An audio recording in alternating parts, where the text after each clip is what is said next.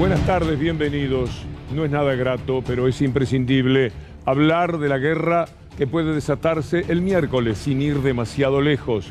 Y si no es el miércoles, en otro momento, porque parecería que la voluntad de ir a la guerra de todos los que están involucrados es muy grande.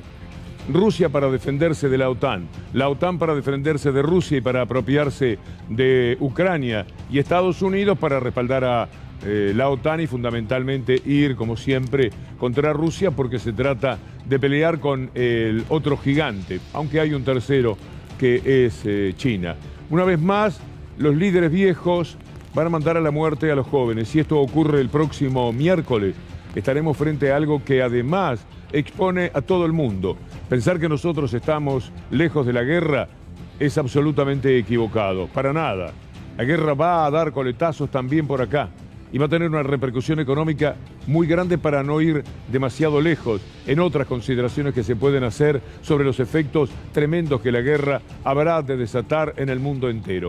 Hay una evidente vocación guerrera por parte de los Estados Unidos. Ayer hubo un intento del vocero del Departamento de Estado de justificar por qué van contra Rusia, contando algunos elementos del comportamiento ruso a través de lo que era su departamento de inteligencia. Y hubo un periodista de AP, nada menos, Matt Lee, que en la cara le dijo, bueno, pero ¿cuáles son las pruebas de lo que ustedes están diciendo? Bueno, pruebas no las hay, tenía que reconocerlo, es lo que nosotros le estamos diciendo. La respuesta del periodista es, bueno, pero si en este mundo todo lo que tenemos, a lo que tenemos que atenernos es a lo que ustedes dicen, estamos perdidos. Tiene que dar una prueba. ¿Cuáles son las pruebas de que así está funcionando Rusia y que por eso tenemos otro aspecto que viene a derivar en la guerra que Estados Unidos quiere?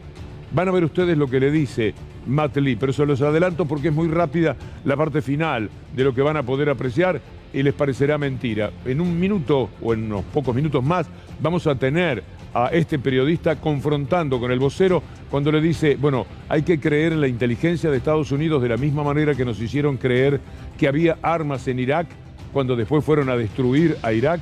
Conocemos esa parte de la historia, creo que la más grande mentira de todos los tiempos para toda la humanidad, con el efecto de matar a 1 millón de personas. Esto es lo que el periodista le recuerda en el cara a cara con el vocero del Departamento de Estado, que estaba muy campante contando por qué Rusia era responsable de la guerra. Es natural comprender que aquí hay responsabilidades concomitantes. De todos los países no puede haber uno solo que sea inocente en esta historia. En tiempos de nieve, en tiempos de frío, Rusia ha sido invadida y ha derrotado la presencia de Napoleón, de Hitler, históricamente. Sin embargo, siempre hay como una tentación de pasarle por encima a Rusia, lo que parece, por la vastedad de su territorio y también por las características climáticas, imposible, porque nunca han podido, y hay un consabido heroísmo, por otra parte, de los rusos que se ha reflejado particularmente en la Segunda Guerra Mundial, cuando pusieron la mayor cantidad de muertos de aquellos países que estaban queriendo terminar con el nazismo. Vamos a ver cómo se preparan los civiles de Ucrania. Estos son civiles que tienen que ver con una derecha que también quisiera la guerra, seguramente porque de alguna manera ellos se sienten a salvo. Aquí tenemos lo que preparan civiles, este es imagen, pero veámoslo mejor todavía. Все, потом затем опять досилайте патронник. Я згодна би стріляти. Якщо буде якийсь, то я буду захищати свій дім, своє місто, своїх дітей. Я піду на це, бо я вже, ви знаєте, мабуть, созріла вже. Бо не хочеться віддавати комусь свою країну, своє місто. De un lado y de otro, lo que se exalta permanentemente es el valor de lo patriótico. Ya sabemos lo que hay detrás de eso en múltiples ocasiones, pero están preparando también a los niños, a preadolescentes, a los que le dan las armas, como para que se vayan preparando para la guerra. Están locos. Definitivamente es como que no aprendemos nada. Millones de jóvenes mueren en cada una de las guerras. Ya hay 14.000 muertos en esta confrontación con el pretexto de los separatistas, etcétera, enfrentados con Ucrania dentro de lo que aún era un estallido local. Pero ahora podemos tener un estallido mundial, porque lo que se da en estos momentos en Ucrania esa posibilidad de la invasión de Rusia. Es una plena guerra de carácter mundial. Veamos a los chicos que también son utilizados en la preparación de lo que puede ser una guerra que muchos señalan como fecha posible el próximo miércoles, o sea, ahí nomás, pasado mañana, lo cual provoca un inmenso temor. Les enseñan a los chicos el manejo de armas, así de apuro, van a participar de una guerra, los van a mandar a la guerra contra los rusos. Da la impresión de que un ejército ruso es un ejército profesional, muy preparado, frente al que Ucrania como ejército tendría poco para hacer. Pero bueno, por lo menos tendrá el apoyo de la OTAN. Y ahí vamos a tener OTAN más Estados Unidos y contra Rusia. Y dentro de Ucrania, una confrontación también de los ucranianos, porque están los que quieren ser parte de la OTAN y aquellos que quieren ser parte de Rusia, como históricamente ha sucedido en la Unión Soviética. De ahí que viene toda esta dolorosísima confusión. Miren lo que dice el presidente de Ucrania. Creemos que la adhesión a la OTAN garantizaría nuestra seguridad y nuestra integridad territorial. Esto es lo que dice Zelensky. Pero naturalmente eso está anunciando algo que es justamente el detonante de la guerra. Lo que Rusia no quiere es a Ucrania viviendo dentro de la OTAN, participando de la OTAN. Tomamos contacto con Matías Morales para hablar de estos preparativos de guerra, que es lo que se dice hoy en Estados Unidos. Matías Morales desde Nueva York, muy buenas tardes. Hola, buenas tardes. Bueno, Estados Unidos sigue advirtiendo que una invasión rusa a Ucrania podría ser inminente, por lo que decidió trasladar su embajada de Kiev a Aviv, a pesar de que la Unión Europea, incluso Ucrania, aseguran que nada indica que Moscú vaya a ordenar una ofensiva en los próximos días, sobre todo después de que el ministro de Exteriores ruso, Sergei Lavrov, le asegurara al mandatario Vladimir Putin que hay posibilidades de llegar a un acuerdo con Estados Unidos y la OTAN. Putin, por su parte, mantuvo una conversación telefónica con su par francés, Emmanuel Macron, y con su par norteamericano también, Joe Biden, que aprovechó para advertir que las consecuencias de una invasión serían decisivas. Sin embargo, hubo momentos de tensión después de que Rusia afirmara que había detectado a un submarino estadounidense navegando en sus aguas, aunque el Pentágono asegura que sus operaciones solo tienen lugar en aguas internacionales. Está el país para hacer la gran Pepín. Doctor Villarruel, buenas tardes. Víctor Hugo, ¿cómo estás? Y Pepín está prófugo de la justicia argentina, está en Montevideo, va y viene a Punta del Este, pero sigue teniendo malas noticias en la justicia argentina, porque el fiscal que interviene en la causa de la mesa judicial ha pedido que se acredite todo el ingreso de Pepín en los 4 años del gobierno de Macri y además se certifique su teléfono celular en cuanto a las llamadas que hizo. ¿Por qué? Porque aparecen datos concretos de algo que le hemos contado aquí. La persecución a Alejandra Gil Carbó, la verdadera procuradora con acuerdo del Senado para que ahora esté el interino, Eduardo Casal. Bueno, ahí está claro una amenaza respecto a su renuncia o eventualmente que le iba a pasar mal, tanto ella como sus hijas. Recordemos que un diario publicó el teléfono de sus hijas, eso hizo que las llamen, las amenacen, y esto generó obviamente una renuncia que fue apretada porque no estaba bien Gil Carbó. Quisimos hablar con ella, nos pidió disculpas porque está engripada, a lo mejor en los próximos días hablamos porque esto repercute directamente con todo el apriete que le hicieron a Gil Carbó para hoy no tener procuradora en serio. ¿Pero qué es lo que se sabe, Darío? ¿Qué es lo que ha trascendido? ¿Cómo podemos hablar de la presión que ejerció Pepín con ese detalle tremendo de Clarín publicando los teléfonos de Gil Carbó, de la hija de Gil Carbó, para que a la gente llamara y la sometiera a ese asedio, cosa que no hubiera otro camino para Gil Carbó que presentar la renuncia? Pero de Pepín mismo, ¿qué es lo que se sabe? Lo que pasa que Gabriel de Bedia, ¿te acordás? El juez declaró en su momento que él había ido a hablar con Pepín y que teóricamente Pepín le dijo esto: si vos tenés contacto, decile que si no renuncia va a tener estos problemas. Y de Pepín... Cuando todavía, de Bedia era fiscal. Exactamente, ahora es camarista laboral. Sí. Fue nombrado a fin de año y nos alegramos. Hay un buen camarista laboral. Bueno, Pepín está en Punta del Este. Y te doy un dato redondito. ¿Sabes quién está en Punta del Este? Parece ser Gustavo Arribas. Y dicen que también puede ir Silvia Magdalani. ¿Habrá una reunión tripartita entre estos tres? Uno está prófugo y los otros dos que le daban información a través de la AFI. Bueno, todo esto se va a investigar Y repito, un año o un poquito más prófugo que hace la justicia argentina, a veces vio por qué hay que marchar. El Fondo Monetario Internacional, por supuesto, es noticia. Tenemos el acuerdo que debe refrendarse en el Congreso, cómo estará el tema de los votos. Y sabemos ahora que el gobierno de Estados Unidos le dijo a 16 senadores o 18 demócratas que las sobretasas van a ser cobradas, que tienen que ser cobradas. Y ahí estamos hablando de casi 4.000 millones, un poco menos de 4.000 millones de dólares más que la Argentina tendrá que pagar, y son aquellas sobretasas sobre las que se venía discutiendo. Algo tremendo lo que ocurre cada vez que nombramos al Fondo Monetario Internacional. Viene la sensación de indefensión y de impotencia frente a ellos, también frente al gobierno de los Estados Unidos, que apaña todo este procedimiento del Fondo Monetario, Steffi. Sí, Víctor Hugo, como usted decía, se conoció en las últimas horas por una declaración del subsecretario del Tesoro norteamericano para los asuntos legislativos, el funcionario se llama Jonathan Davidson, de que Estados Unidos no está a favor de eliminar los sobrecargos. ¿Qué son los sobrecargos? Son unos puntos extra de tasa de interés que le cobra el organismo a aquellos países que acceden a algún crédito de carácter excepcional o porque tienen un porcentaje de préstamo muy por encima de lo que les permite la cuota o por algún otro condicionamiento, pero particularmente tiene que ver con el monto del endeudamiento y el porcentaje de la cuota que le corresponde. Es un castigo anticipado, pero que en este caso no correspondió de ninguna manera, porque el culpable del préstamo es el Fondo Monetario, y lo sabe, y lo han investigado entre ellos, y se conoce perfectamente cómo ha sido la historia. Por eso 18 senadores demócratas no son del partido del gobierno de Alberto Fernández,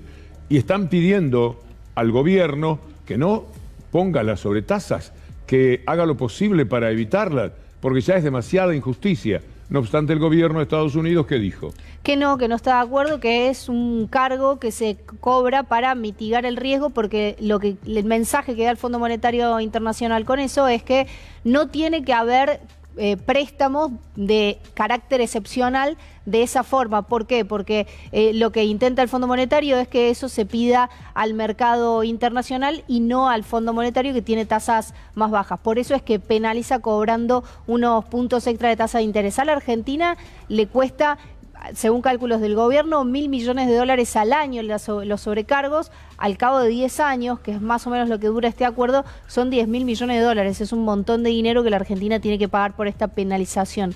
Ahora, Víctor Hugo, en las últimas horas dio una entrevista a uno de los responsables del acuerdo de Mauricio Macri, uno de los funcionarios más altos, el encargado del hemisferio occidental. Habló con distintos medios, entre otros Infobae. Fíjense ustedes lo que dijo. Un exfuncionario clave del FMI afirmó que el acuerdo no bajará la inflación ni potenciará el crecimiento económico argentino.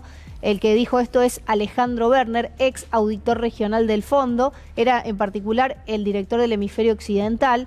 Dijo en una entrevista en Infobae que no firmar un nuevo programa sería peor para las dos partes y relativizó la influencia de la política internacional sobre las exigencias que se negocian en términos fiscales y monetarios. Básicamente lo que dijo este funcionario ex funcionario del Fondo Monetario Internacional es que Argentina negoció, que fue inteligente la táctica del gobierno nacional, porque pidió mucho más de lo que sabía que iba a lograr. Entonces, en términos relativos, consiguió varias cosas que quizás de otra manera no se podrían haber conseguido. Y por otro lado dijo, no es posible que la inflación en este contexto, y dio una explicación técnica, baje. Bueno, esto forma parte de la visión de este funcionario, que sin dudas algo que no hizo es una autocrítica respecto de su rol y del organismo en los problemas que tiene la Argentina después de este acuerdo en 2018, ¿no? Por supuesto. Pasemos a un resumen internacional y los invito a viajar a Brasil. ¿Por qué? Porque hay noticias en relación con Jair Bolsonaro. Lo vamos a contar a través del siguiente destacado. Tiene que ver la noticia con el presidente de Brasil y titula La Política Online. Proponen a Bolsonaro que vaya de senador y se baje de la pelea con Lula. Ante las encuestas que vaticinan una derrota importante, le proponen que vaya como candidato a senador para garantizarse fueros. En el PT creen que es un rumor falso para desviar la atención. Bueno, esto es lo que se está discutiendo en el entorno a Jair Bolsonaro. Imaginamos que por el carácter del presidente de Brasil sería muy poco probable que se quiera bajar a una candidatura como senador y no ir por la reelección. Veremos qué termina sucediendo a continuación. Los fueros tienen que ver con no ir a la cárcel. Y eventualmente uno supone que todo lo que vimos de este gobierno, alguna cuestión de corrupción debe tener. Por eso, pero a pesar de, como decís vos, que es Bolsonaro, no creo que acepte esa posibilidad. Seguramente irá a pelear y querrá en algún momento ir preso y ser víctima. Pero bueno, ahí está dada la cuestión. Una pausa y ya venimos.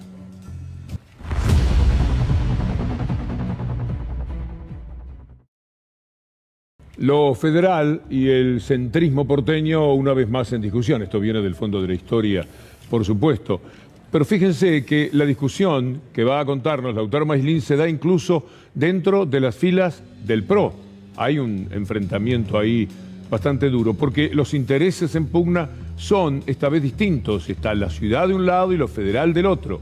La ciudad, como siempre, dice soy autónomo, es una declaración de principios, una declamación que después no se corresponde con el cumplimiento de ninguna responsabilidad, siempre tirando la pelota afuera, siempre evitando la mínima responsabilidad. Así es, Víctor Hugo, perdón, el presidente confirmó que se van a revisar los subsidios de transporte y energía, y vos lo decías, hay una interna dentro de Juntos por el Cambio, de hecho fue uno de los temas de conversación en la reunión de la semana pasada. Vamos a arrancar por el gobernador Gerardo Morales, que dijo lo siguiente en relación al tema. No solo Horacio, Axel, en la parte del AMBA, reciben los subsidios que no recibimos en el interior. Ustedes pagan el boleto 18 pesos y los jujeñitos pagamos 50. ¿Por qué es injusticia? Levanten a 50. Pero eso es en el transporte y es en la energía, porque ustedes pagan 5 veces, no digo ustedes, discúlpenme, los habitantes del área metropolitana pagan 5 veces menos. Nosotros pagamos 5 veces más caro la luz que el área metropolitana. Y lo mismo con el agua. Sí, le asiste plena razón. Esto es así. Ya hemos contado a ustedes de los 28.000 millones de pesos que se subsidia al transporte en el país, 14.000 millones tienen que ver con la ciudad de Buenos Aires. La ciudad de Buenos Aires no se quiere hacer responsable. De ahí que, como les contábamos el otro día, en Bahía Blanca el boleto cuesta 76 pesos, contra 18 en la ciudad de Buenos Aires. Una locura. Algo que no tiene directamente sentido. Exactamente, en Bahía Blanca 76 pesos, en Córdoba y en Rosario alrededor de 60 pesos, en Bariloche 62 pesos y en la ciudad de Buenos Aires el boleto mínimo 18. Alberto Fernández estuvo hablando de este tema, por supuesto diciéndole a la ciudad lo que corresponde. Es inevitable, es una discusión muy sencilla de resolver. A veces tenemos algo más complejo para ponernos de un lado o de otro sobre quién puede tener razón. Pero en este caso, bueno, vean ustedes como tercia en el problema Gerardo Morales, que no es del gobierno, por supuesto, tendrá su enfrentamiento sórdido con el PRO en la búsqueda de los candidatos. Gerardo Morales se siente presidenciable, Larreta también lo es. Pero no es por eso esta vez. Esta vez lo que lo asiste a Gerardo Morales, el carcelero de Milagro Sala, al que cuesta tanto, pero tanto elogiar, porque uno siente algo compulsivo para decir de quién se trata en realidad. Lo que dice Gerardo Morales es verdad, esto es así. Escuchemos a Alberto Fernández. En la ciudad de Buenos Aires, y en el Gran Buenos Aires, pero en la ciudad toda, se está subsidiando el boleto de pasajeros. En verdad el subsidio tiene que ser acá y en todo el país para las líneas de colectivo interjurisdiccionales, pero para las líneas que no son interjurisdiccionales, es decir, que se mueven solo dentro de la jurisdicción, ese subsidio no existe. La realidad es que ese es un fenómeno de las grandes ciudades, es decir, Córdoba y Gran Córdoba, Mendoza y Gran Mendoza, Tucumán y Gran Tucumán, Rosario y Gran Rosario, Buenos Aires y Gran Buenos Aires. El resto del país no participa de esta ventaja. No participa. Entonces, uno mira lo que cuesta un pasaje en el interior del país y mira lo que cuesta un pasaje de colectivo en Buenos Aires, en la ciudad, y uno se da cuenta enseguida que hay una discriminación. Ser autónomo también exige autofinanciarse, pero le cuesta mucho entender esto a la ciudad de Buenos Aires. Hasta el día de hoy, nosotros seguimos pagando el sueldo de todos los policías. Claro. Pero no le pagamos los policías a Chaco. A otras provincias, claro. Pero sí a la... La expresión del presidente también, como lo que dice Gerardo Morales Lautaro, con plena razón. Sí, me quedo con el concepto ser autónomo exige también autofinanciarse. En esta gran nota que le hizo nuestro compañero Darío Villarroel en Secreto de Sumario por Radio 10. Y quería agregar un conceptito también que quedó afuera de Morales en el audio, que dijo: Cava no produce nada y allí está toda la plata. Estas fueron parte también de las declaraciones del gobernador Morales. Ahora vamos a repasar lo que piensa la UCR en relación a este tema a través del siguiente destacado, porque hay internas en Juntos por el Cambio, y lo que dice la UCR es: la UCR toma distancia de la queja de Rodríguez Larreta por el recorte de subsidios a la ciudad. El conflicto entre la nación y la ciudad por el futuro traspaso de los colectivos generó un debate incómodo en el seno de Juntos por el Cambio. El aval de los gobernadores de Jujuy, Corrientes a la quita. Esto es lo que sucedió en la reunión que hubo de Juntos por el Cambio. De hecho, en la nota que dio Morales comentó que pidió Gerardo Morales que no se sume esto a el reclamo de Juntos por el Cambio, se lo pidió a Horacio Rodríguez Larreta para no quedar en posiciones enfrentadas. Y lo que dice acá Alfredo Cornejo, que si bien es de la UCR y recién comentábamos que no estaban de acuerdo con Horacio Rodríguez Larreta, le dice Alfredo Cornejo a Alberto Fernández: error Alberto Fernández, la provincia de Buenos Aires también es autónoma, y se pregunta: ¿por qué sigue financiando los subsidios de Edesur, AISA y el transporte? Respondo: lo hace solo para sostener a Kicillof. La solución no puede ser parcial para ser equitativa. Esta es la opinión de Cornejo, que queda excluido de lo que veíamos recién del bloque de la UCR, que se opone al pedido de Horacio Rodríguez Larreta por la diferencia que hay y que los gobernadores la sienten en los bolsillos, tanto de sus provincias como de los que consumen, los que viajan y los que usan la energía. Después de Gil Carbó no hay una fiscal que haya sido más atacada que Gabriela Boquín, porque Gabriela Boquín le evitó al país que Macri y su pandilla familiar robaran al gobierno de la Argentina, aprovechando que estaba de los dos lados del mostrador. Macri era el Correo y Macri era el presidente de la República, y ahí estaban resolviendo: señor Macri, ¿a usted le parece que tenemos que pagar?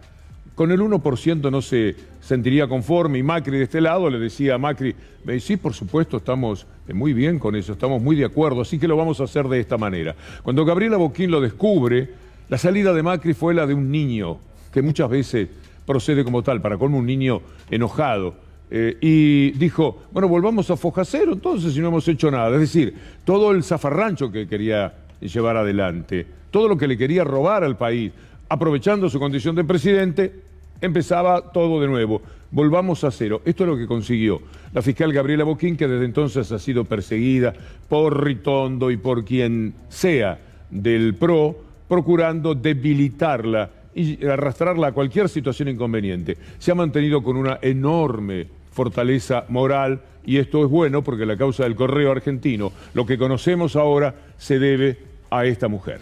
Hay que decir, Víctor Hugo, que hoy hubo un dictamen que dice que el Correo quebró. Ya como lo había decretado la jueza Marta Ciruli hace unos 6 meses. Pero el Poder Judicial, que acompaña al Poder Real, dijo: si apela la gente del Correo, ¿qué hacemos? Bueno, la gente del Correo apeló. Está bien, otorgarle la apelación, pero se lo otorgaron con efecto suspensivo. ¿Qué quiere decir esto? Que queda sin efecto la ejecución de la quiebra hasta tanto resuelva la Cámara Comercial. ¿Qué quiere que hay en la Cámara Comercial? ¿Hay jueces independientes, jueces que van a fallar en consecuencia, o eventualmente fue un recoveco donde Macri en 20 años siempre tuvo una salida para demorar, para chicanear, para postergar? Bueno, ahora le llegó el turno al dictamen de la fiscal, y con contundencia Gabriela Boquín dijo que Correo está quebrado, que no hay nada que negociar, que tiene que comenzar la ejecución, y que le llama la atención que por primera vez, después que se decreta una quiebra, le dan el recurso de apelación con efecto suspensivo. Esto es porque el dueño se llama Mauricio Macri. Las trampas que han hecho en todo este tiempo son incontables. Irina Hauser escribió una nota con 16 artilugios muy fuertes intentados por este hombre y por su familia para robar al país desde lo que es el correo. Piensen ustedes que muchas veces se señala como una oposición política con el gobierno anterior, nada que ver. El tema del correo empezó antes de que supiéramos la palabra Kirchner en la Argentina, por lo menos en la Argentina de todo el territorio. Podían decirlo en Santa Cruz, pero en el país el apellido Kirchner no tenía trascendencia y ya Gerardo Morales, por ejemplo, le estaba diciendo a Macri que era ladrón directamente. Y ya Patricia Bullrich lo denunciaba a Macri contando que era Macri el que hacía todas las gestiones que no correspondían, por cierto, el que representaba al correo, cosa que también Macri ha querido desmentir. Vamos a volver sobre este tema porque el tema vuelve a nosotros y vuelve a ustedes permanentemente en uno de los juegos donde la astucia no ha sido para nada el compañero que utilizó Mauricio Macri y su familia. No fue la astucia, fue directamente el sentido de impunidad. Volvemos al tema de inflación para repasar qué es lo que está pasando en América Latina, porque hay países en los cuales la inflación está casi cuadruplicándose respecto del año pasado. El caso más extremo, dice Telam, por ejemplo, es Chile, que a pesar de haber aumentado 8 veces su tasa de referencia, es decir, su tasa de interés, comenzó el año con un 7,7% de inflación interanual, más del doble del 3,1% que había dado en enero del año pasado. ¿Qué es lo que hay que mirar? Que el año pasado la inflación de enero había sido 3,1% con relación al año anterior. Este año la cantidad de aumentos que tuvieron en el resto de la economía hizo que esa tasa se acelerase al doble. Estaba pensando también en la inflación general del mundo. En Brasil la inflación supera la de los últimos 30 años. Nunca se dio una situación igual. 15 de febrero, mañana, se cumplen 3 años de la detención de Marcelo D'Alessio. Lo habíamos adelantado, su abogado, Daniel Fogar, va a pedir la excarcelación. Recuerde que muchas cosas cambiaron. Quien lo detuvo hace 3 años fue Alejo Ramos Padilla. Después, cuando Alejo Ramos Padilla fue juez en La Plata, en lo electoral y federal, lo tenía Martín Baba, todo en Dolores. De repente, por arte de magia, Comodoro Pi dijo toda la causa a un juzgado federal de acá. ¿Y quién es el juez que debe resolver esto? Es Julián Ercolini. Atención con este dato, porque muchos amigos de D'Alessio están atentos. Por ejemplo, Elisa Carrió, por ejemplo, Paula Oliveto, por ejemplo, Carlos Stornelli, por ejemplo, Daniel Santoro, y podemos seguir así.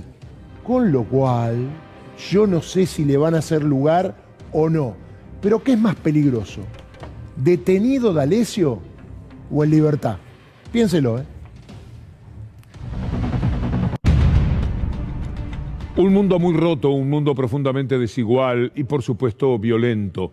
Llegan los familiares de la persona asesinada anoche, el señor Villafañe, y uno no puede menos que conmoverse. Podemos incluso mostrar un poco las imágenes de ese momento en el cual el dolor, por supuesto, recrudece a la luz de esa presencia de los vecinos que están allí para acompañar este momento trágico que le toca vivir a esa familia. Pero la desigualdad es lo que alimenta toda la violencia que hay, no solamente en la Argentina, en toda América Latina, en buena parte del mundo, en los Estados Unidos, donde tienen millones de presos, pero millones es no una palabra exagerada, es una realidad, porque no se puede tolerar lo que está sucediendo, y mucho menos después de la pandemia. A la salida de la misma, la desigualdad es tan grande, la vamos a reflejar en esta información de un mundo muy roto, de un mundo que duele todos los días por donde uno le mire. Vamos a ver, ahí está, el crudo impacto de la pandemia en la desigualdad en el mundo y la Argentina. El 10% más rico de la población recibe el 52% del ingreso global, 10% con más de la mitad, mientras que la mitad más pobre obtiene solamente el 8% menos del 10%. Además, la riqueza se concentra en un 76% dentro del 10% de la población. El 76% de toda la riqueza está alineado con los intereses solamente del 10% de la población. Mire lo que dice este informe.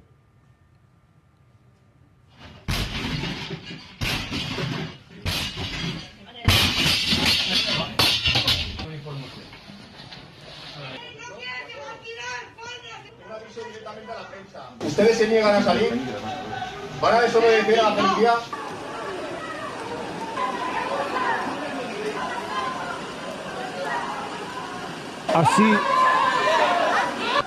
Así entran a las casas en España para desalojar a la gente, para los desahucios, como ellos los dicen. Es que este es un mundo desahuciado en los términos en el que nosotros utilizamos esa palabra, que para España sustituye desalojo. Miren la forma de llevarlo a cabo. Esto es un mundo inhabitable. Esto es un mundo de ciudades donde la gente no se puede sostener. Cuando buscamos las razones, no son solamente patrulleros que faltan, vigilancia que no está. Es un fondo tremendamente amargo de la realidad social que le toca vivir al mundo entero. Y la Argentina es un reflejo más de esa situación. Se da además una pelea tan triste con los migrantes. Ahora viajan tropas al norte de Chile. Vea este informe y por favor compadézcase de los migrantes que están acechados ahora ya no por los vecinos que les rompen todo, sino por Fuerzas Armadas. Ahora nos vamos a Chile, en donde el gobierno ha militarizado 4 provincias del norte del país para calmar las manifestaciones antimigrantes que se han multiplicado en estos últimos meses. Decenas de camiones cerraron las fronteras con Perú y Bolivia luego que un camionero de 22 años fuera asesinado este jueves, presuntamente por migrantes venezolanos. Ya han habido varias protestas por la inseguridad en medio de la crisis migratoria que vive este país. Nos desalojan, desalojamos. El verbo es ese, permanentemente lo tenemos que conjugar. Pero no solamente esto que veíamos de Chile, lo que antes mostramos de España. Mire Estados Unidos, mire la ciudad de Los Ángeles, la vida de los sin techo. Vamos a poner esta información, porque a veces también la desinformación que hay del resto del mundo nos hace pensar que los daños colaterales de todo lo que es la pobreza y la desigualdad ocurren solamente aquí. La Super Bowl arranca con polémica por el desalojo de un campamento en Los Ángeles. Esto estaba sucediendo a la misma hora del partido y muy cerca del SoFi Stadium, donde se iba a jugar el partido. Es decir, desalojos, desesperación, mientras en el Super Bowl se veían este tipo de escenas, este tipo de diversión. Es un mundo que lo pasa muy bien los que lo pasan bien. Y ocurre una verdadera desgracia en quienes están afuera de todas estas posibilidades. ¿Sabe cuánto pagaron por las entradas de este partido? Las más caras, $50.000. No tengo que me caigas de la silla. Le digo a nuestro cámara, el Pato del Vecchio, $50.000 pagaron. Las entradas más caras, había de otros precios. La reventa llega a ser uno de los negocios más impresionantes y desde el punto de vista publicitario, lo que hay allí es la demostración fehaciente de un poderío, que es lo que a nosotros nos llega. Esto que vamos ahora a compartir con ustedes, no tanto. Personas que no tienen casa no podrán instalarse en algunos espacios públicos de la ciudad. El alcalde Eric Garcetti firmó la ordenanza que impide a los desamparados acampar dentro de los 500 pies de escuelas, parques, bibliotecas y otros lugares.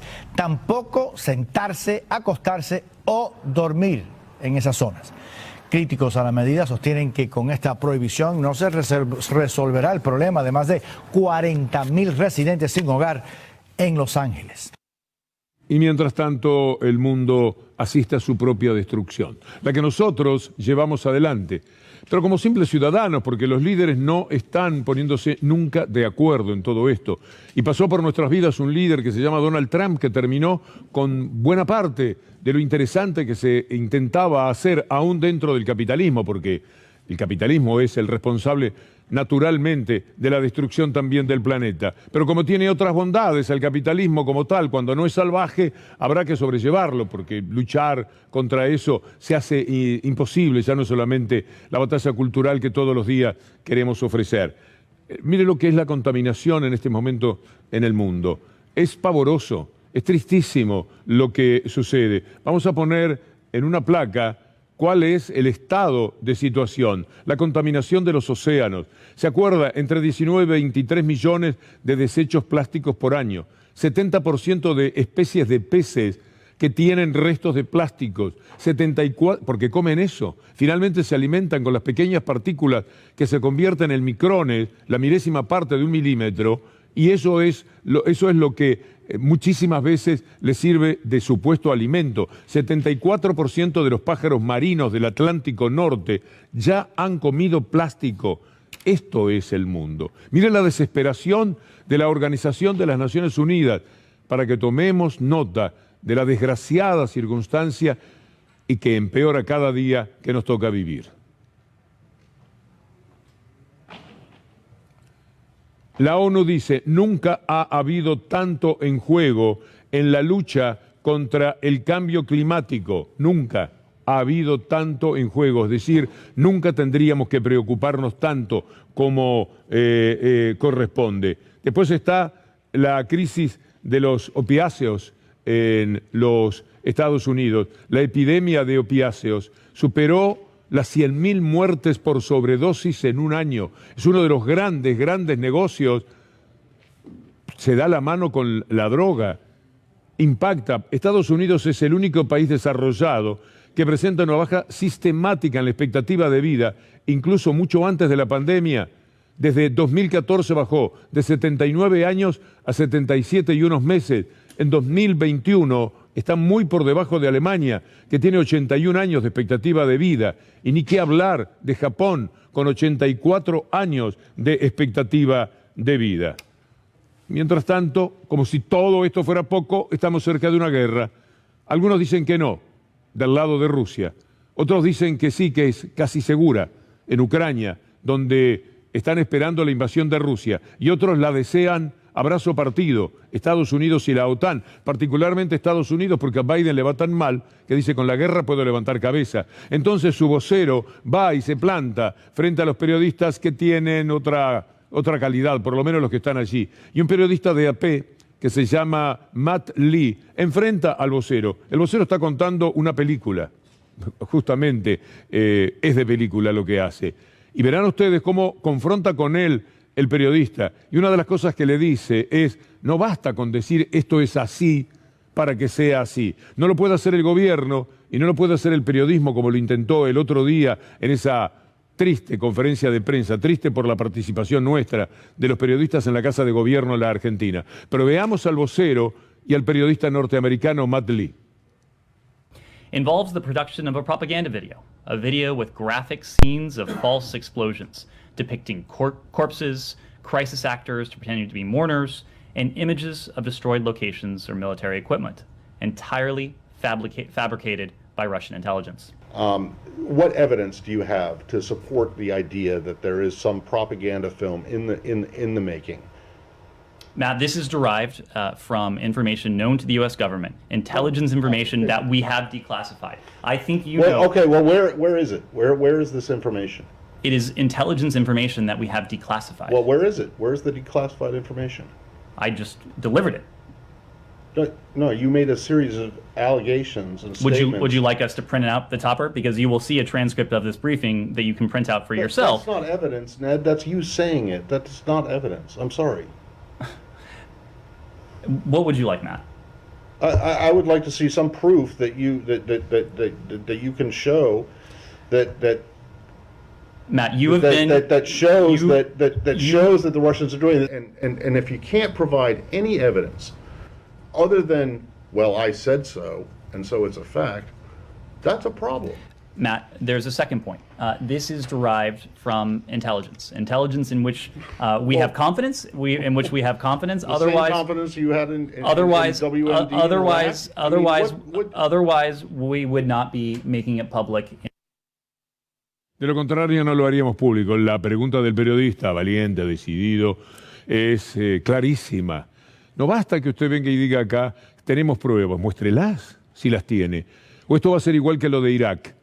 La peor mentira en la historia de la humanidad, con 1 millón de víctimas del ejército de Estados Unidos que quería entrar por el petróleo y argumentaba que había armas de destrucción masiva en Irak, lo cual era mentira, tenían algo más que un cuchillo de madera, en todo caso. Entonces, el periodista le recuerda, usted me está diciendo algo incomprobable, no me alcanza su palabra, perdóneme que se lo diga. Como el otro día, pero al revés las cosas, por un periodismo que es exactamente lo opuesto al señor Matt Lee, un periodismo que da mucha vergüenza, planteaban como cierto algo porque ellos lo decían. El diario La Nación dijo, bueno, el gobierno de Estados Unidos nos han dicho que están muy enojados con el gobierno de la Argentina. ¿Quién lo dijo? ¿Cómo lo dijo? ¿Dónde lo dijo? No, ¿tiene alguna prueba al respecto? Es decir, podemos inventar un diálogo al revés, estar a la tapa, malestar y preocupación del gobierno de Estados Unidos por las críticas del presidente. Pero no les alcanzó con esto a la mafia mediática de la Argentina. Fueron a la conferencia de prensa y quisieron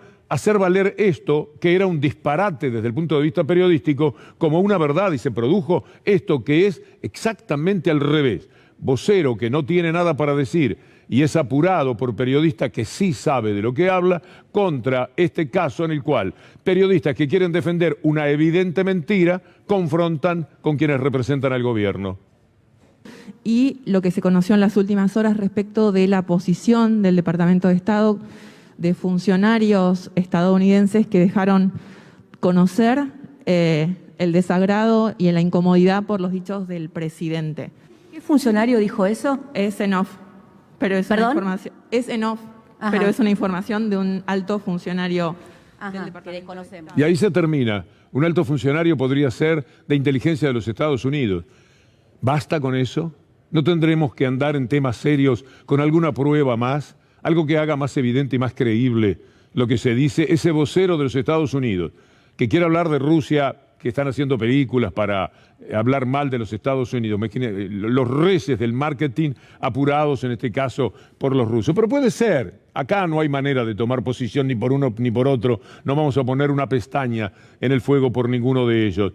Pero lo cierto es que si estás hablando, como lo hacía el vocero, de una manera muy natural, diciendo qué era lo que pasaba, el periodista dice, bueno, mostrámelo.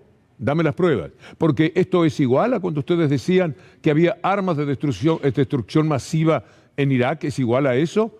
Con eso ya estaba dejándolo al presidente que decía otherwise, es decir, de otra manera, y le quería hablar encima, porque ya estaba en derrota total. Recordemos lo de Irak de todas maneras, una sola de las miles de mentiras que dijeron. For Saddam Hussein, possession of the world's most deadly weapons is the ultimate trump card, the one he must hold to fulfill his ambition. We know that Saddam Hussein is determined to keep his weapons of mass destruction. He's determined to make more. Era absolutamente mentira. Y lo decía uno de los hombres de cargos más empinados en la política de Estados Unidos, falleció hace poco tiempo, Colin Powell, estaba mintiendo. Entonces el periodista toma nota de eso porque hay un pecado del periodismo norteamericano, quizás inevitable. Si un país se pone en guerra, el periodista de ese país está comprometido con eso. Es muy difícil que pueda cometer una especie de traición, aunque desconfíe, aunque tenga la verdad.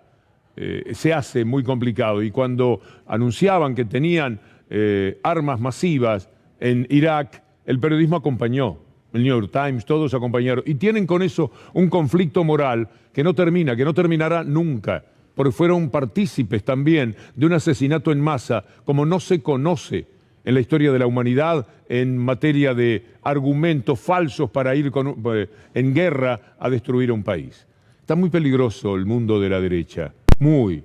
Están tremendos en su actitud, en su provocación, en llevarse todo por delante, así sea la verdad. Mire las elecciones en Castilla y León. Vox se disparó allí, se convierte en la tercera fuerza, pero es la llave del gobierno del Partido Popular. Partido Popular, que se siente una derecha un poco más educada, tiene ahora que negociar con Vox.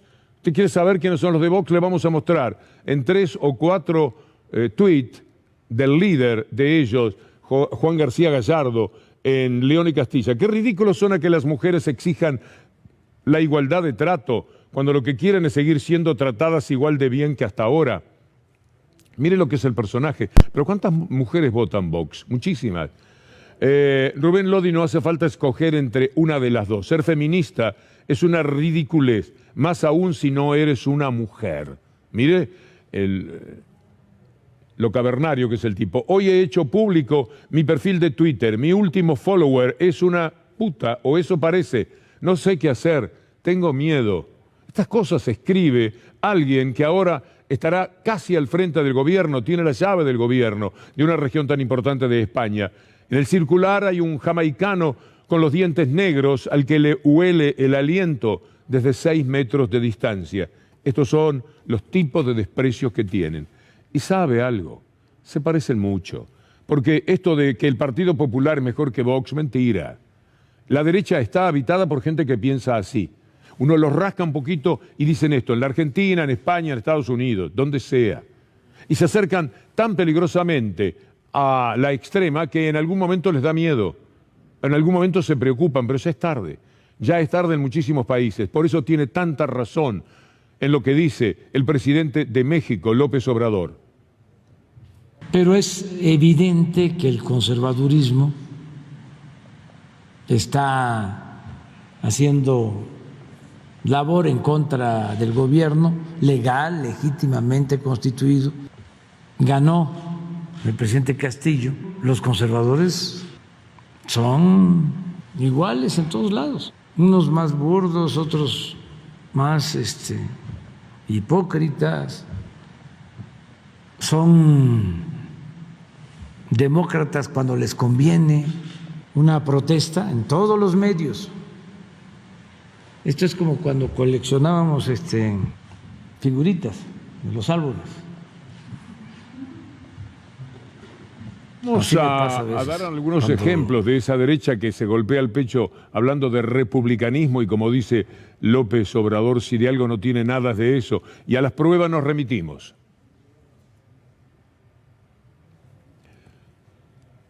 Radiografía PRO, radiografía de la derecha argentina en este caso. Vamos a empezar con la jefa de la Oficina Anticorrupción, ¿se acuerdan, no? De Laura Alonso. Pues Laura Alonso sostenía muy tranquila que no podía llevar adelante causas contra lo que era su propio gobierno porque iban a decir que no era imparcial. ¿La Oficina Anticorrupción se mete, es querellante o no? ¿O las deja pasar? Mira, dos cosas. Nosotros hemos hecho aportes de información en varias causas y dado que he sufrido acusaciones personales durante mucho tiempo respecto de parcialidad o falta de imparcialidad y por la falta de recursos humanos que también tenemos, en este momento no estamos querellando en ninguna de esas causas. Recursos humanos. Si usted encuentra algo más hipócrita, lo primero ya era material de descarte moral y ético para una funcionaria, pero lo segundo es tomarle el pelo. No estaban investigando las causas de su propio gobierno porque no tenían la cantidad de gente necesaria para hacerlo y vivían involucrados investigando las causas presuntas y que luego se caían a pedazos de lo que había sido el gobierno anterior. Así juegan, llamándose, autotitulándose republicanos, pero yendo por el costado de todo. Miren aquella historia de Michetti, cuando llama a Cimadevilla en la causa de la AMIA. El gobierno neoliberal, y con la complicidad de la cúpula de la Daya, traicionó a la colectividad judía y a todos los argentinos en la investigación del encubrimiento por la AMIA. Ninguno de ellos, de los nombrados, tiene vergüenza. El único que tuvo decoro fue Cimadevilla, que cuando vio cómo Garabano, Macri y compañía querían proteger a Mullen y Barbacha, que de eso se trataba, y alguno otro, Veraja, etcétera, en el juicio que se estaba realizando, se escandalizó y dijo, yo no puedo integrar este gobierno, yo no puedo ser parte, y lo denunció como correspondía. Mire un llamado de Michetti para que usted tenga muy claro cómo se exponía Cimadevilla en esta historia. Escuchame una cosa, estoy acá enterándome de que fue muy mal la indagatoria de José y que digamos el tema pasó a vos, pero que no estás actuando como nos dijiste. ¿Me podrás explicar? ¿Podrás explicar? Le decía a un hombre de los más importantes integrantes del gobierno, ¿podés explicar cómo es que a nuestro amigo lo están tratando mal? ¿Cómo es que le hacen preguntas del tipo? Pues que estaban los fiscales que representaban el criterio de Cimadevilla. Y Macri hizo que Garabano pusiera otros para que preguntaran lo que a Mullen y Barbacha los podía salvar. Es una de las traiciones más grandes que uno pueda conocer, porque estamos hablando del atentado a la AMIA, lo encubrieron, y cuando fueron a investigar el encubrimiento, cuando estaban en el juicio, el gobierno de Macri, con Garabano ahí al frente, participaba, con Michetti, participaba de una acción mafiosa, que era proteger las consecuencias que podía tener para sus aliados. para aquellos que después, vueltos a la justicia o con sus amigos de la justicia, son capaces de firmar cualquier cosa para favorecer a la derecha, a los republicanos en la República Argentina. Un poco más de republicanismo. Michetti llama a Laura Alonso para ver cómo se puede salvar a algún amigo más. Parece que Michetti jugaba un rol importante en ese sentido, así como uno la ve a Michetti.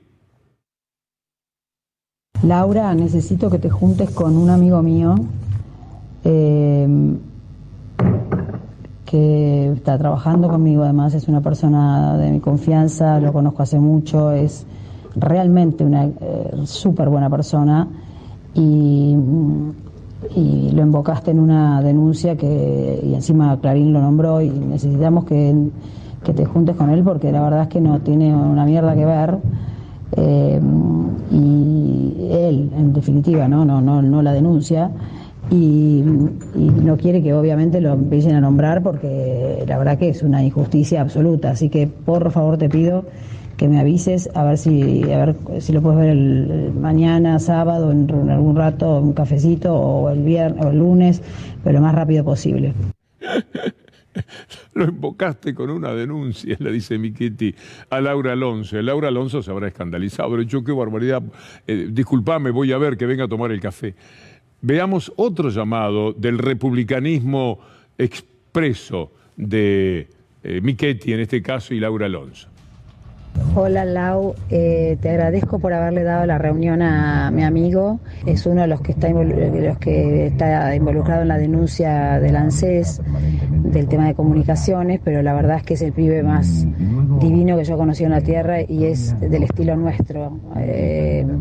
Laura, es más, él estuvo poquito tiempo, estuvo 12 meses, 14 meses, no sé cuánto, porque justamente creo que no quiso formar parte de nada raro.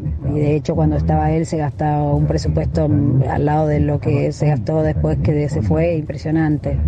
Así que él te quiere contar bien, porque está viviendo una situación de angustia brutal, porque no sé la familia que tiene, con dos chiquitos y su mujer, que son un amor, la verdad que son un amor, pero el pibe es súper espiritual, ¿viste? Esos pibes que hacen todas las investigaciones que te puedas imaginar de las cosas espirituales, de las escuelas espirituales, es un amor de tipo, no es como nosotras, realmente es como nosotras, y pobre está sufriendo como un condenado, entonces nada, me parece muy injusto y quería decirte que bueno, hasta que no lo veas, que lo ves el jueves que viene, trates de, en lo posible, de no modificar ninguna cosa ni hablar, digamos, de no profundizar, digamos, o hablar de él como parte de una cosa corrupta, porque no lo fue. Así jugaban. Esto es una mesa judicial hecha al revés de alguna manera, pero con una sola persona. Ahí estaba la vicepresidenta de la República hablándole a la jefa de la Oficina Anticorrupción, de quien nadie lo puede negar, no sabemos de quién se trata. Era una persona tan divina, tan maravillosa, y la señora y los chicos eran formidables, y vos lo invocaste con una denuncia. Sacalo de ahí, te pido por favor, él va a ir el jueves, tomen un café y sacalo, porque es un divino total y a mí me da muchísima pena, me aflige enormemente. Republicanismo al palo, podría decirse la expresión de Michetti. Pero esto es el llamado para favorecer a un amigo. En el otro estaba llamando en un juicio como el de la AMIA. Todos iguales, porque de lo que ella hacía participaban Garabano, Macri y por supuesto los diarios que querían proteger a esa gente, tan preocupados que siempre parecían respecto a lo que había sucedido con la AMIA, y todavía son capaces de jugar en sus títulos con eso. Vamos a cambiar de un tema porque queremos también hablar de lo que pasa en la ciudad con el tema de los micros, de quién los paga, de cómo se hace. En esto que han motivado que Gerardo Morales, mire usted, el carcelero de Milagro Sala, le saliera el cruce a Larreta diciéndole: ojo, nosotros acá pagamos 5 veces el boleto que pagan ustedes en la ciudad de Buenos Aires. ¿Qué tiene que ver esto con la justicia, ni con la realidad, ni con la igualdad, ni con nada? Esto es porteñismo muy egoísta al mango. Y mientras tanto nosotros tenemos que pagar una barbaridad del boleto, le estaba diciendo Gerardo Morales. En medio de todo esto, Alberto Fernández dijo: en la ciudad de Buenos Aires, y en el Gran Buenos Aires, pero en la ciudad toda, se está subsidiando el boleto de pasajeros. En verdad el subsidio tiene que ser acá y en todo el país para las líneas de colectivo interjurisdiccionales. Pero para las líneas que no son interjurisdiccionales, es decir, que se mueven solo dentro de la jurisdicción, ese subsidio no existe. La realidad es que ese es un fenómeno de las grandes ciudades, es decir, Córdoba y Gran Córdoba, Mendoza y Gran Mendoza, Tucumán y Gran Tucumán, Rosario y Gran Rosario, Buenos Aires y Gran Buenos Aires. El resto del país no participa de esta ventaja. No participa. Entonces, uno mira lo que cuesta un pasaje en el interior del país y mira lo que cuesta un pasaje de colectivo en Buenos Aires, en la ciudad, y uno se da cuenta enseguida que hay una discriminación. Y de eso se estuvo discutiendo bastante ya desde hace tiempo. Vamos a tomar el archivo con Cristina Fernández de Kirchner y Mauricio Macri. ¿Qué hubiera pasado si Kirchner o yo hubiéramos hecho lo mismo en el año 2003? No me hago cargo de esto porque está mal, no me hago cargo de aquello que está mal. ¿Quién descubrió que los vagones son viejos? ¿Pero de dónde se creía que era alcalde? ¿De Nueva York? No, era alcalde de acá, de la ciudad de Buenos Aires, de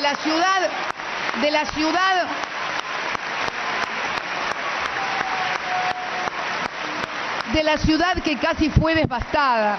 Yo la verdad que esta actitud adolescente, de capricho, además de rompimiento, yo sé que es ingeniero y no tiene por qué saber derecho, pero tiene que tener algún asesor letrado que le diga que no puede haber ruptura unilateral de los contratos cuando hay ejecución y cuando las partes han cumplido. Esto debe saberse como mínimo, pero además hace a la responsabilidad y a la seriedad del Estado. Uno puede cambiar de esposa, uno puede cansarse del auto, uno puede devolver la ropa que le quedó chica, pero uno no puede andar devolviendo contratos y concesiones como si fueran pares de zapatos. Esto es poco serio. Tiempos de Cristina Fernández de Kirchner y Macri. Me gustaba también ver la expresión de Michetti, que de verdad, si uno quiere que hablen bien de uno, tendría que llamarla y decir: Gabriela, ¿me podés hacer el favor de dejarme bien parado en algún sitio? Sobre todo si tiene algún tipo de problemas. Pero esto que decía Cristina Kirchner en el archivo magnífico de nuestro equipo de producción, ese demostrativo de que hay una línea de conducta al respecto, la de no hacerse cargo de las responsabilidades. La Reta necesita mucha plata para la campaña, primero para la disputa con Macri. Macri se compró un canal de televisión, nada menos el de La Nación. Él no puede ser menos. Y entonces, mucho dinero para los periodistas, mucho dinero para los programas matutinos de radio, mucho dinero para los programas matutinos de televisión, mucho dinero a toda hora. A él le importa salir, incluso no le molesta mucho ser criticado. Lo que él quiere es estar todo el tiempo, que su figura y su nombre estén por encima, en presencia de Mauricio Macri. Para eso necesita plata. Entonces no la puede gastar en el micro para la gente, para los trabajadores, en su ciudad. No, de ninguna manera. Para eso no tengo dinero. Actúan, como veíamos recién en el procedimiento de Michetti, de Laura Alonso, lo que contábamos de lo que padeció Cimadevilla, lo de Garabano, atacando a Cimadevilla, cambiándole los fiscales en el juicio del encubrimiento del atentado de la AMIA, nada menos, es mafioso. Son procedimientos mafiosos. Por supuesto, todo esto contenido por la mafia más importante, que es la de los medios de comunicación. Esto que dice el ministro Soria. Soria, Argentina estuvo 4 años gobernada por un mafioso. Lo corregiría, uno es un líder en todo caso. Logramos conocer de primera mano cómo funcionaba todo ese plan sistemático de la mesa judicial, con las visitas clandestinas de jueces a Olivos y la Casa Rosada, antes de sacar un fallo para la tapa de Clarín o de La Nación. A propósito de los diarios, mire usted lo que pasa, la tristeza, y por qué tienen tanta protección y cuánto vale esa protección. Todo lo que mienten y todo lo que ocultan juega. Y casi socarronamente, Clarín sacó una encuesta que vamos a ver. Siempre las pruebas son una cuestión elemental en cualquier discurso. Deuda y Fondo Monetario Internacional. Alerta por la última encuesta que les llegó a Cristina y Máximo Kirchner. Claro, ¿cómo nos iban a preocupar? La encuesta de Analogías, firma cercana al Instituto Patria. Además, caída de imagen de Alberto, etc. Pero esto es lo que nos importa. Solo 4 de cada 10 entrevistados saben que el último préstamo con el Fondo Monetario Internacional lo tomó la administración de Macri. Esto es lo que sucede. Por eso Daddy Brieva, al que le deseamos mucha suerte esta noche ahí en el Teatro de Chapadmalal, dijo esto ante la pregunta y asombrado respondió sobre esto que consta de Clarín nada menos. 4 de cada 10 personas, solamente 4 saben que la pavorosa deuda argentina la tomó Macri. 4 de cada 10 argentinos piensan que la deuda externa fue contraída por este gobierno, ¿no? ¿Es un problema de comunicación? 4 de cada 10 argentinos piensan que la deuda externa fue contraída por Alberto Fernández y no por el gobierno de Mauricio Macri. Los medios prácticamente reflejan una realidad y responden a un formato ideológico. Hoy Clarín, Infobae, Nación replican algo, salen en tándem, los titulares son los mismos, se repiten los mismos diarios, prácticamente las primeras tapas de radio, si vos la ves, en tiempo a esta parte, son los mismos temas. La agenda se marca para algún desprevenido que esté tomando mate en este momento y esté escuchando la radio. La agenda se marca con anticipación, se saben los títulos y los periodistas hacen sus editoriales y a partir de ahí lo replica el grupo Cimeco que pertenecen a estas empresas en todo el país a través de los Andes, la Gaceta, La Voz del Interior, El Litoral, La Capital, Canal 2, Cadena 3 y etcétera, etcétera. Todo lo que nos pasa en materia informativa. Por ejemplo, usted no debe saber algo que publicó el cohete a la Luna este fin de semana. ¿Quiénes son los deudores del Fondo Monetario Internacional? Usted dirá, uno deberá el 7%, el 8% de toda la torta que se le debe al Fondo Monetario Internacional. Este cuadro del cohete es impresionante. Ya nosotros habíamos mostrado algo parecido respecto a los clientes que tenía el Fondo Monetario Internacional, que eran muy pocos. La Argentina se convertía en el más importante y ahora queda ratificado. Todo lo amarillo es Argentina como deudor. El resto, el 39% restante, 6, 2, 4, 1, 5, 13 en el mayor de los casos, son deudas, creo que es Ecuador, son deudas de otros países. La Argentina le debe al Fondo Monetario Internacional el 61% de la plata que le debe todo el mundo. Esto es estrafalario, absurdo, increíble y mafioso.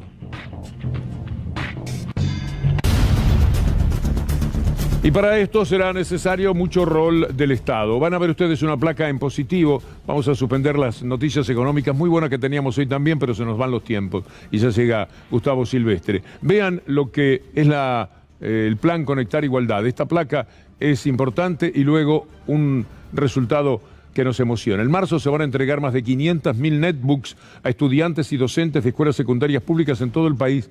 El proyecto es que al término del 2022 el 90% de los alumnos de las escuelas públicas tengan conectividad en el aula y que se hayan distribuido 1.500.000 netbooks entre los estudiantes de secundaria.